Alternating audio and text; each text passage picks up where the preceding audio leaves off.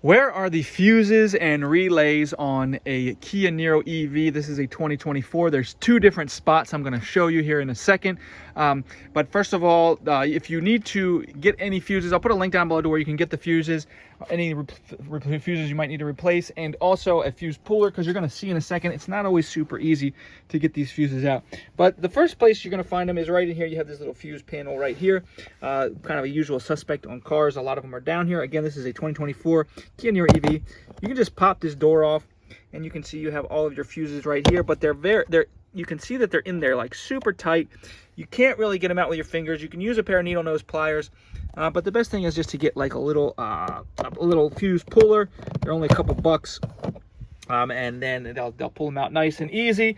And the other place is we're gonna have to pop the hood, which you're gonna pop the hood right down there, and we're gonna come around here. See if I can pull this off. It's really easy to get off, but I got one hand holding the camera, and then you have to, it has these two release notches here.